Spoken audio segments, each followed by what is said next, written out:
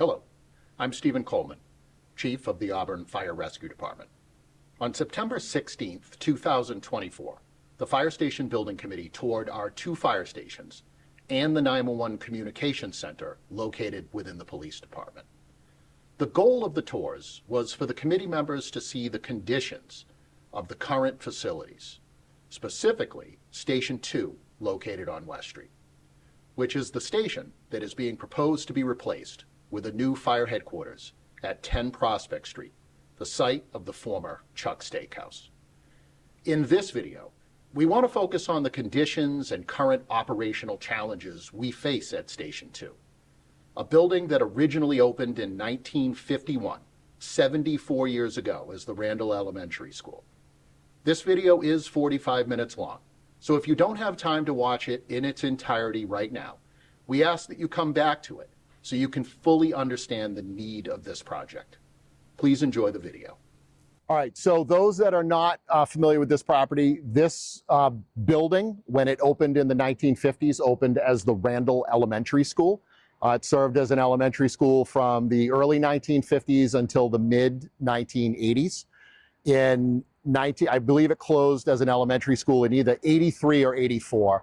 And then in 1985, and for years before that, the fire chief was trying to get a second station built out in the West End. We have insurance, if you go back in time, even to the 1940s, the New England insurance rating agencies, who are the ones that rate, they've changed names now. It falls under a group called ISO, but really what the old ISO system was, they're the ones that set the homeowners insurance for all of us. We have reports going back to the 1940s where they recommend that the town open a station in the West End of town, specifically at the intersection of Southbridge Street and West Street. That's what the report said in 1946. So for probably 20 years, through the 70s, through the early 80s, chiefs were trying to site a building out here. One of the sites, ironically, that they were looking at was an old schoolhouse that used to be right on the corner of Prospect Street and Southbridge Street where the Veterans Memorial Park is. There was a little schoolhouse there. When they knocked that schoolhouse down in the early 80s, they were actually trying to site a fire station there. So it's kind of odd that 40 years later, that's sort of where we're looking to put it now. But in 1985, the chief went to town meeting and they appropriated $80,000 for what they called the renovation of the Randall School into a sub-fire station. That $80,000 basically eliminated the brick on this exterior wall. They put the garage doors in, and then that was it. They called it a day. That was the extent of the renovation. So in 1985, this was not a staffed station and didn't become a staff station until the early 90s. In 1993 is when it started housing firefighters. But the apparatus today still sits on what was the floor of the cafeteria, gymnasium, auditorium. You'll see when we go in there on this sort of left side here, that was where the performance stage was. If you've been into any of the other middle schools, elementary schools in town, like Bryn Mawr and those, and you go into those rooms and you see like the basketball hoops and the stage, that's exactly what this was. So other than the $80,000 to put these 3 doors in, that no other major renovations have ever happened to this building. So the kitchen area, which is right through these windows, that's the old school cafeteria kitchen. The counters are still there. All the storage. The restrooms have not been updated. They're elementary school restrooms. So the toilets are a little low. The toilets are a little low. I'm not gonna lie. You'll see as you walk through that and I've said this publicly before, I'll say it again, we take a tremendous amount of pride in our buildings. Our buildings are well maintained, and even when we started this project 6 years ago, I would always say publicly, our buildings are not falling down. The town maintains our buildings. We take pride. We maintain the buildings. Our issues are space and operational functionality. I'm not worried about this building collapsing on us tomorrow, right? That's not where our concerns lie. So you'll see when you go in, it's very dated. We are trying to fit a 2024 professional fire rescue agency into the interior walls of a 1950s elementary school. We do the best we can with what we have. We make it work. All the little modifications that we've made, we've tried to kind of make it so it's a little better for us, but there's only so much we can do, right? So we'll head in, we'll take a look at the apparatus floor first, then we'll go in, we'll tour the other spaces, and we'll kind of wind up in fire prevention, and then we'll go out what's the main entrance. Okay, so again, the parking situation, we were able to at least work when they built the middle school. Originally, their plan was not going to pave this front lot, but they had to do all of this other construction in order to make it work, including, you know, this egress here, and they were going to leave sort of like from here to the front of the station not done. And I sort of raised my hand and said, we're really not going to pave the remaining 40 feet of the, you know, of the building. So we were fortunately able to kind of get this space worked in with the middle school project, because they had to do a lot of curb cuts and stuff like that to make kind of the outline of the middle school. So we were fortunate that we were able to kind of get that done in this project here. But we had very limited parking too. I think we only had probably 5 or 6 parking spaces when it started. So it actually, the way that they kind of blew out the middle school and did that, it actually allowed us to gain another like 8 or 9 parking spaces as well, which was good. Deputy, can you just pop those other 2 bays? So you'll see that,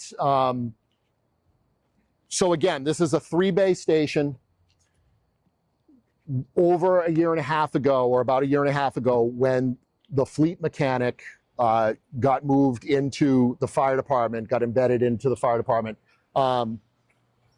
we ended up turning this end bay right here into the fleet mechanic bay. The stage, the performance stage for the elementary school, which was on this left side, was actually there up until COVID. So during COVID, right around that time, we had a need to expand because, again, we were out of space. We had to get bigger footprint. So the firefighters themselves, they demoed that entire performance stage out, and we were able to kind of move into that area. The problem with the mechanics bay being here, and the reason that they're here, is they're out of space at the DPW, right? There's 3 fleet mechanics that are working out of the DPW as well, and they're kind of busting at the seams. So when the conversation happened about moving fleet,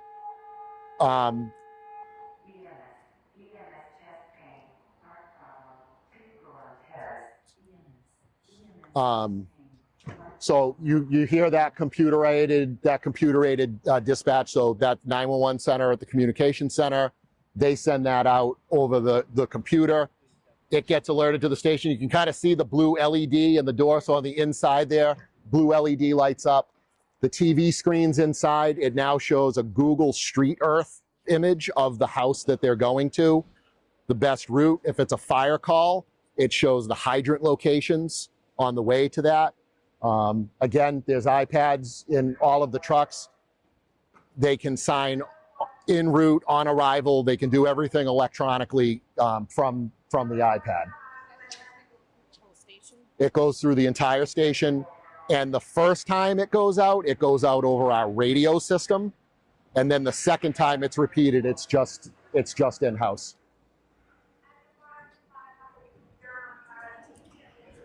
So when we were talking about moving the fleet mechanic here, the DPW was all too excited to say, yeah, we'll get you, you know, it would be good if you moved it here, because this was part of the reason for this fleet mechanic, is there was constantly fire and EMS equipment at the DPW that was really kind of clouding up all of the other vehicles that they're trying to maintain in the town. So this has been a huge asset to the department to move fleet in here. The only downside of moving fleet into here is we end up losing a bay, which forces the rescue on many occasions. If there's something that, so engine 3 is out of service, we're waiting for some parts on it.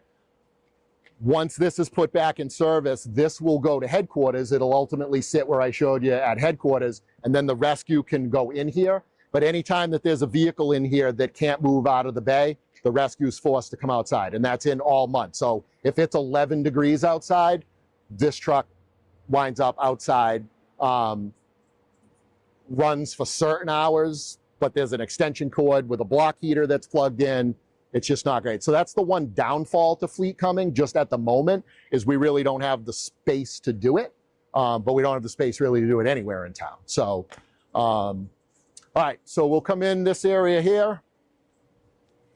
Again, on the programming, was there a program space for mechanic? Yes, so when you look at the station, it's 5 bays double deep, but the first 4 bays are for emergency vehicles.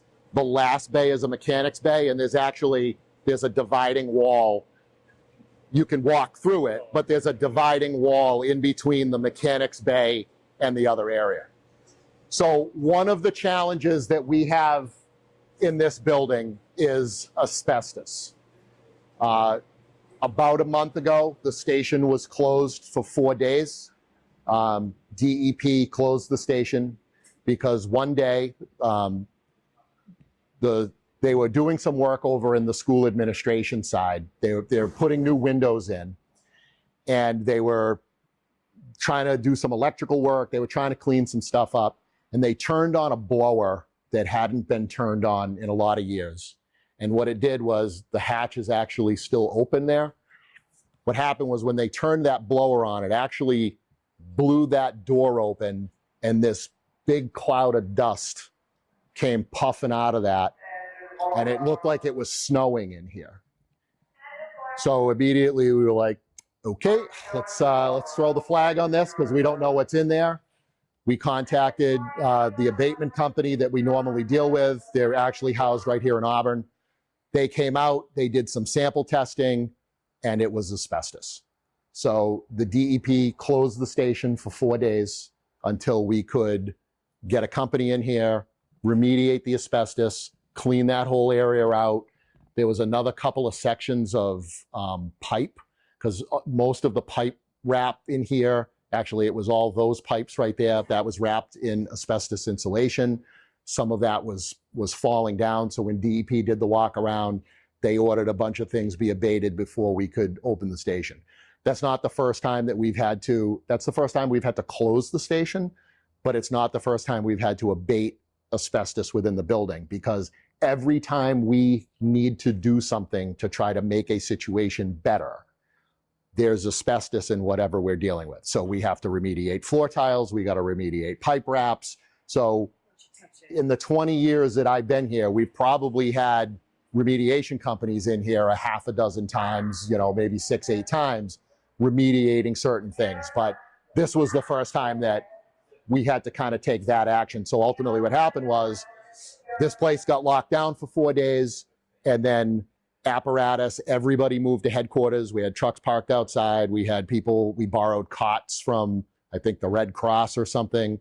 We had people sleeping in the conference room. It was, this was closed down for 4 days. So yeah, this was the performance stage area. Fleet has kind of occupied, this whole side as well. The good thing, and a question that I get asked often, which I guess I'm surprised, not surprised, but one of the things when we talk about fleet in a station, one of the first questions that's always asked about fleet is they want to know what we have to put in for infrastructure as far as jacks and pits and all of that kind of stuff. And the answer is nothing, right? Although the space isn't great here, we're operating a fleet division out of this thing. Even at the DPW, they've abandoned a lot of they still use them, but they've abandoned a lot of their use of their floor-mounted jacks. They have 4 of these. They might even have 6. We have 4 of these jacks here. They're almost like a pallet jack. They're mobile. They're portable. And these can lift. We need 2 more, but we could lift our tower truck off the ground. When he is not using these get kind of rolled and they're kind of stored like in this area here and put on charge. Even like the auto dealerships, a lot of other things that are opening today, everybody's getting away from those underground floor pits, things like that. Though that's not even really a thing anymore.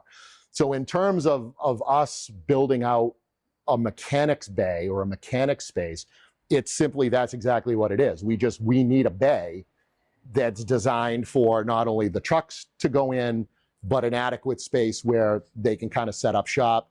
There's no floor mounted jacks, there's no pits, there's none of that stuff. Everything is portable. No, the tower will. So we're also limited. We just sold it. It's not a problem anymore. But our old engine 2, which just went out of service last year, that truck was purchased in 2000. That was our tanker truck. It carried 2,500 gallons of water. West Auburn, this area that we're in right now, this is predominantly the area where it's a non-hydrant district. So when you come to the end of West Street, Rochdale Street, small portion of Leicester, the hydrants are kind of scattered or there's no hydrants at all. So in theory, that tanker truck really should have been sitting out here to protect the non-hydrant district, but it did not fit in this station. So it had to sit out at West Street. So the truck's gone now. Our new tanker would fit in here. But again, with everything else that we're running, it doesn't make sense to kind of run it out of here. It's just logically, even if we put that here, that truck's a little smaller now. Whatever we would have to move over there, it's not going to fit as well as the tanker fits over there now. But the tower will not fit here. So typically what happens is if we have to lift the tower, he just does it at the DPW because we need a total of 6 jacks to lift the tower, and the DPW has 6 jacks, so he just schedules it and he does it there if he has to get the tower off the ground. This is our gear washer here. This is an antique. This baby's old. We're going to be writing a grant shortly to hopefully replace this one. But much like the turnout gear washer, the gear extractor that we saw on the apparatus floor, we have one for this station as well. So you'll notice when you're walking around this station, again, this is it for, kind of like a storage area. There's no closets. There's no other, storage space, kind of on walls. So we'll come out this way. So all of the old elementary school features are still here. The guys have flashbacks every now and then about their elementary school days, but the bubblers are still in the wall. The pull-out tables, if we pried hard enough, those tables would come out of the walls, and those are the cafeteria-style tables. So again, we've done our best to try to, build radio infrastructure, build out technology the best, we can in this space. So several years ago, Sean, when did we do this? 7 years, 6 years? No, I think it was longer than that. Longer than that? 10? Wow, time flies. So the problem in this space is, again, you got to remember, 1950s, we're building a cafe gymatorium. Underneath this truck, there is a single 4-inch drain. And that is the only drain for this entire floor. And again, this was not designed to park trucks. And typically when you're designing a space that's going to house vehicles, the floor is on somewhat of a pitch, so water will drain. So the problem is whether you were washing a vehicle in here or in snow and ice when you back it in and then the truck sheds its snow and ice, we would wind up with a couple of inches of standing water on this floor because there was nowhere for it to go. It would overwhelm the drain and there's no pitch, so it would just sit still. So about 10 years ago, as I told you guys night 1 3 weeks ago, Captain Steele manages, he's the director of facilities for our properties. So he came to me about a decade ago and he said, we have to come up with something here. It's not going to be the best laid plan, but it's better than what we have. So what we did was, with the help of the DPW, we saw cut the floor from this wall to that wall, and we opened this whole thing right up. We put drainage in here. We put these flat floor drains in, and we sloped the floor a little bit. Now this This floor is exaggerated on a slope. If you were to build a new building, you wouldn't see that kind of a pitch. There's probably a 4-inch drop from this flat to that.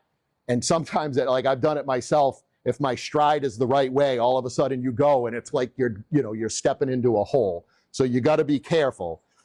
But what this allowed us to do is, we still have a problem where the water doesn't go anywhere here. It still stays flat, but at least we have a place now to squeegee it to the front and have a spot where the water can get out, because that single 4-inch drain was not cutting it. It just couldn't take water anymore. So, this is worked. It's kind of solved that problem. But again, just another example of how we're trying to get creative to solve the issues. This is not normally here. We set this up so we have a place to sit to close the meeting tonight. So.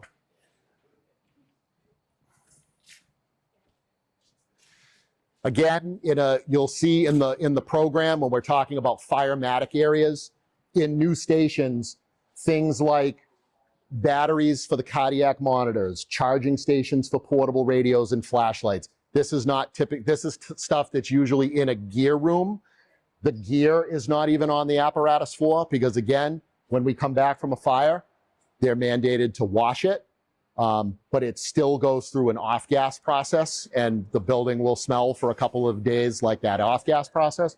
But all of this kind of stuff is built into the individual bays. So every bay would have an outlet with a charging station for their flashlights and their portables, or there'd be a separate bank. So a lot of this stuff makes a new apparatus floor look a lot cleaner, because these things are just kind of like in these little offshoot rooms around the station. These are repurposed doors from the Mary D. Elementary School before they demoed it. These were the old wooden cafeteria doors, but there was a gap, that was about this big that kind of went through, and we couldn't keep the smells out of here from in here. So this, there's still a little bit of a gap, but this is certainly a better situation. So we grabbed these off of Mary D. before they knocked it down.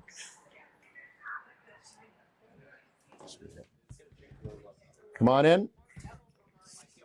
So again, like I said outside, not much has really changed from the old cafeteria style. Actually, first, Scott, before you go, this is Lieutenant Scott Henderson. He's a lieutenant out of West Street for Group 3, and this is firefighter Autumn Ballard. So these two are on the engine tonight, and then the other two that were on the ambulance, they're gone. But so this is the original counter from the elementary school. A lot of this stuff, I'll be honest with you, a lot of this stuff that I say has only been done in recent years. People have often asked me, you guys have been in here since the 80s, or it's been staffed since the 90s. Why did it take so long, to do certain things? And the answer is really simple, is in some respects, we've been discouraged, and I'm not saying that in a negative way, but the town has, kind of taken the position that they don't want us doing any major renovations in here. Not that we really could anyway, but they really want to limit the amount of money that we spend in here, because it's like the age-old question. Well, we might be building a new building someday, right? Okay, that may be, but in some respects, right, it's, 30 years has gone by, and we're just trying to, at this point, conquer problems like, when did this go up? Probably 3 or 4 years ago. And again, not that it's a huge expense, but behind this is the metal roll-up door. And again, this building is a real challenge to maintain a temperature control in. The biggest HVAC unit that we can put in here, and I'll show you the HVAC room, the biggest unit that we can put in here is a residential unit. And that residential unit is not large enough to support the square footage in this space to regulate this properly. But it also didn't help with the amount of draft and things that we have through windows, the amount of draft that was coming through here. So at some point, we just kind of made the determination and said, all right, listen, we don't know what the future of this is going to be, but we're here now, and we have to invest something in it in order to kind of make the situation better. We've put some new carpets in over the last couple of years because the old carpets, like, they holes in them, like, you could shake the dirt out of them and we couldn't see each other. Like, we've got our life out of a lot of these things, but we've had to put some money in it just to kind of maintain it. One of the struggles that we're dealing with right now that we're seeing is, and Saturday night at 5:30 at night, for whatever reason, him and I and Lieutenant Henderson, we're texting about bathroom fans for West Street. We had nothing better to do at 5:30 on a Saturday. But we have a real problem in the restroom here because, again, there's 9 people, 10 people that work full-time out of this building now, and this building is not designed, there's no ventilation in that bathroom. So the problem that we're running into now is, in some respects, it's becoming sort of a sanitary problem. There's no ventilation in there. And it winds up, whether it's a smell or steam from a shower, it's starting to affect the woman's room next door. So we're trying to come up with a solution where we're going to buy a fan. We're going to knock one of those windows out, like one of these small pane windows in the bathroom. We're going to kind of plywood it up, and we're going to put an exhaust fan in that window just to try to, exhaust it. So it's those kind of things that, as we continue to grow, as the operation changes, it's just one problem after another. Be like, okay, we got an exhaust problem in the bathroom now. How are we gonna solve that? So through this door, if you want to just push that door open right there. So that's the main, push hard. So this is the employee entrance. So that door straight ahead goes to the parking lot. So every morning when the employees park, they come through that door and they come in this space. Now, what you can't see unless you come over here is, on the left-hand side is the washer and dryer, like we have at headquarters. And then behind that door is the refrigerator, okay? The problem is that the vomit, the blood, the carcinogens, all of those things exist at this station, just like they exist at the other station. The problem is that when they come back and they're hosing down a truck, or they're, getting out of their uniform out there, they have to bring their dirty clothes through the kitchen into the washer and dryer area, where their food is and all that kind of stuff. So there is zero chance in this building that we are able to segregate anything as far as cross-contamination. There's zero chance of that happening. But again, there's no other place to put it. This is where the kitchen is. This is where it was designed. This is where the drainage is. There's no other place for this stuff to go. So that's kind of one of the problematic pieces that we have here, where we've done a good job over the years. A lot of services have, like, we used to bring back like bloody stuff, like real bloody stuff. The hospitals have gotten better about kind of doing some gross decon at the hospitals, things like that. So we're not bringing back as much bloody equipment as we used to be, which is a good thing, but we still don't have a place to do that. But it's really like contamination of people, and especially when they're kind of coming in this environment here to try to get there, that's a serious concern for me. All right. We'll end there and then we'll go out. Oh, I open the door so you can go right oh, sweet. back out. Sweet. So this space here, this is the fire prevention office. So as I mentioned at headquarters, all of the permitting, everything used to be done out of headquarters, but it becomes problematic when the admin for fire prevention is working in one building and contractors are coming there. They want to talk to inspectors, and then we got to send them to different places. So a few years ago, we were able to get administrative support here. So now contractors, the public, anything that people have to do contract-wise, they come here. So Tara, the principal clerk, sits here. Captain Morin, who heads the prevention division, sits here. And then Jake Nudemacher, he's a fire inspector and he's a fire protection engineer. So we do our engineering services in-house here. This is where all the plan review happens. Most of the plans now are submitted digitally. Some of them we still look here, but all the computer, again, right, computer technology, the architects, you guys use Bluebeam for your stuff. So we utilize Bluebeam. It's certainly really streamlined our involvement with construction projects, sort of being in that Bluebeam loop. But they have the ability to shoot their plans up on that TV and look where it becomes problematic. And listen, at the end of the day, like there are worse things in the world. It's not the worst thing. But when the captain or Jake calls me and says, "Hey, I need you to look at something," okay, right? I gotta get in my vehicle. I gotta drive down here so I can look at whatever it is that they're looking at. It's just not efficient. But like I said, it's not the worst thing in the world. It's probably way down here on my list of complaints. But it's one of those things where I'm looking forward to a day where the department can have sort of all of its staff positions in one area, because they communicate with each other so much during the day. Like I said, everybody in this station, they don't report to lieutenants and captains or whatever.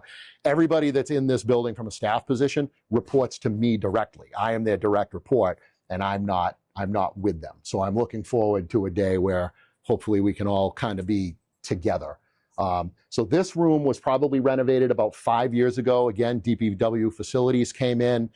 Again, this was basically, it looked like the rest of it, right? It looked like exactly what we just saw in the kitchen. They came in, they built out a little closet for them, because prevention doesn't have lockers. The locker room is not big enough. So the prevention, EMS, and training, they do not have lockers in the locker room. So they built out little closet space, and basically this is their locker room. This is where their uniforms are and things like that. So DPW did a nice job of, new ceiling tile, new carpet, kind of freshened it up a little bit. So turn it into a much more usable space than it was the last time. Again, the only tough part about here is, 3 people.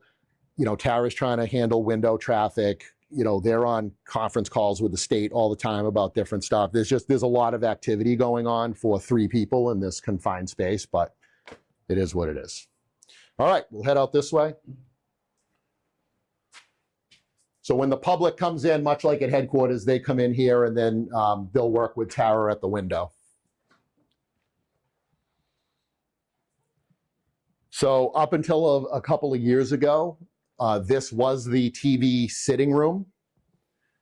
And then next door was a gym. It's about the same size as this, but we had a weight bench in there. We had a treadmill. We had just a little bit of equipment to work out in there. When the EMS coordinator came on, we needed an office for them. So we gave up the gym. The TV sitting room went over onto that side, and then this became the EMS coordinator's office. And then within the last couple of years, now that the training officer has come on board, the training officer is now in here. So the training officer and the EMS coordinator share this office. Again, all of this ancillary stuff that's all kind of sitting around, it's sitting on the floor like this because there's no other place to put it.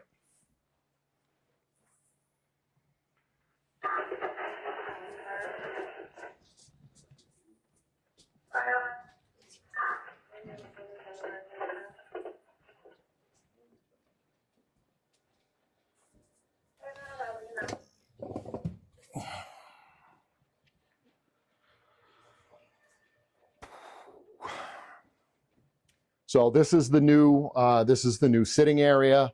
They got just like a little bench in here now that they do some stuff. So this was the only storage closet that we had in the entire building. This used to serve, there was everything in here, from cleaning supplies to EMS supplies. It was all in here. The IT room was, when we come out here, I'll pop the door and show you where the HVAC unit is. The IT stuff used to sit on a shelf in the same room that the HVAC unit sat on. We had to move it out of there because this isn't that efficient, and it sort of runs all the time to try to cool more so. A ton of condensation is developed in that room, and it was molding all of the IT equipment in the room. It was growing mold, and condensation would drip on it. We set up a series of like Lincoln logs, trying to defer the water off the IT, but really mold was the bigger issue. So we had to abandon our closet, and we're starting to build out IT in this area right now.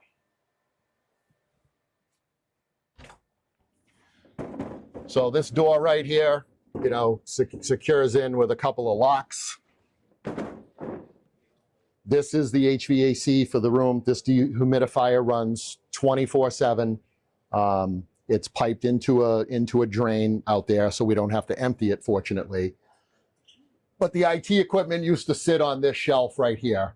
But it got to a point where about every 3 months we'd have to kind of break it down, wipe it all down, clean the mold off of it, and then put it back up. So this is the biggest HVAC unit that we can put in here. Captain Steele's done a great job kind of working with the HVAC company to try to run some new leads to places and try to kind of button up the HVAC. The place that it holds the best, if you couldn't tell, in the whole building is in the prevention office. But we've tried to run some flex pipe. We've tried to shorten some of the runs. You know, it just kind of is what it is. One of the infrastructure problems with this place is, you'll see it in the bathroom, we had a plumbing issue in the wall. Well, how do you fix something in this wall? It's impossible. We had to open up, 3-foot areas so a plumber could come in and do the work. And then the DPW built like a fake vanity thing to try to clean it up. But that's everything we touch here. It's like impossible to get at. And then, I don't know if you mentioned the crawl space. No. This entire section of the building has a 3-foot crawl space, which is all dirt, and you can only access it from the school. So anytime we need to have a contractor come in, it's really considered a confined space.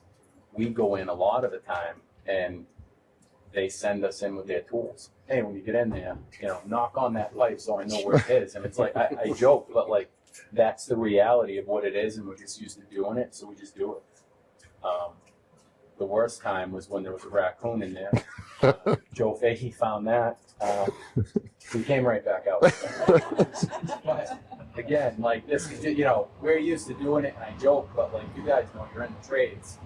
Nothing about this building is easy. Everything you touch is like, just opens up a can of worms. So feel free to head in. This is the male locker room. No takers? Nobody wants to go in?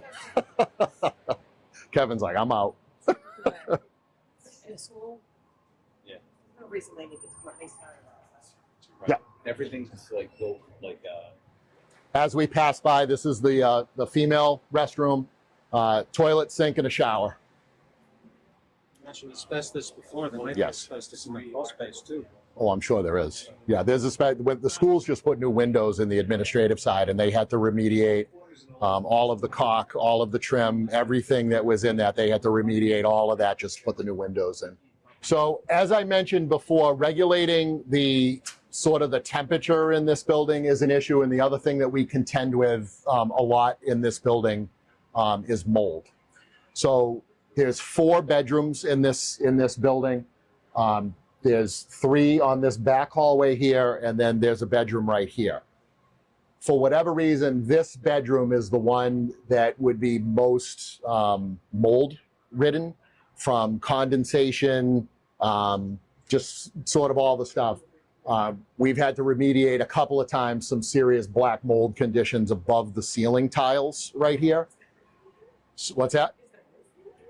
No, we've actually put a new. So what it was the old HVAC system. Yeah.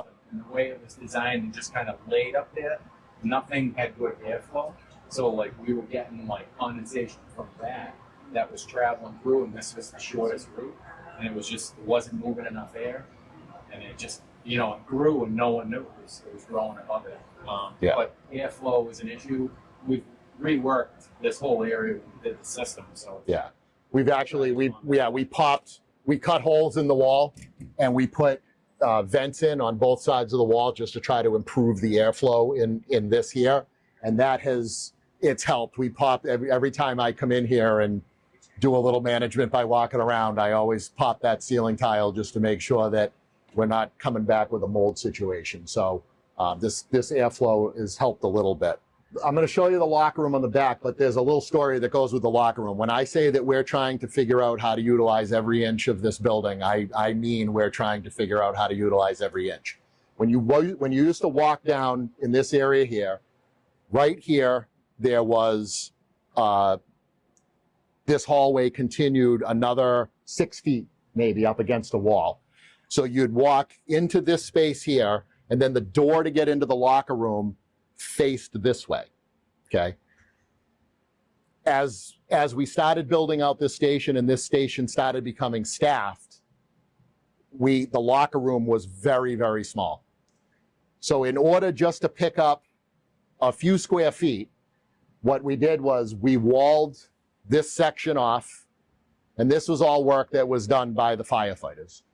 We walled this section off just so we could create, and then we created a new entrance for the locker room. And you'll see when we go in the locker room, you can look down on the rug and you can see, like literally in an area where I'm standing, the old rug and the new rug.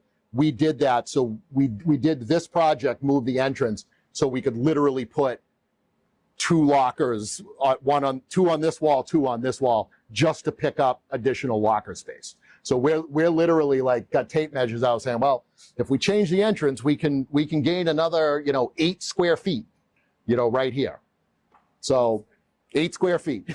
So we'll head down this way. This is where the remaining bedrooms are. All of these bedrooms, like I said, this was all old, the office space. It was the school administration. So it was maybe the guidance counselor or the principal's office was the EMS room out front.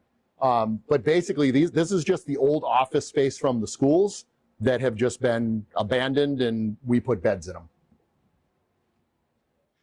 So this is the infamous 8 square feet, right? So the doorway to get in, like I said, you just came straight, and then the doorway to get in the locker. So basically, this was the locker room right where we're standing here. So moving the door from there to there allowed us to put in these 2 and these 2.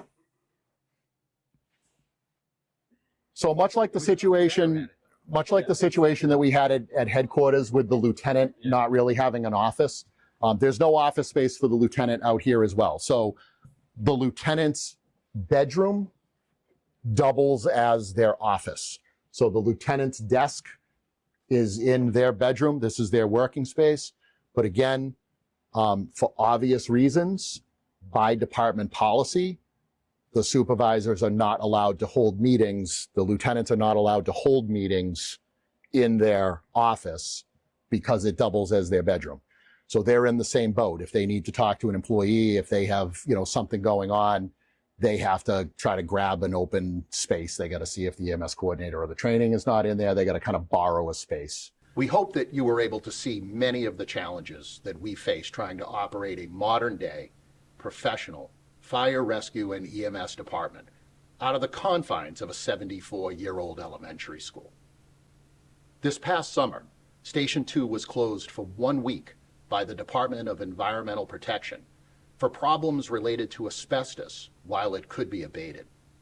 Between issues with asbestos, mold, aging infrastructure, lack of proper facilities for our male and female members, cross-contamination issues of air quality and bloodborne pathogens, and just a lack of proper space to carry out our mission, it is time that we move beyond this aging facility that was never designed or envisioned to be used for its current use.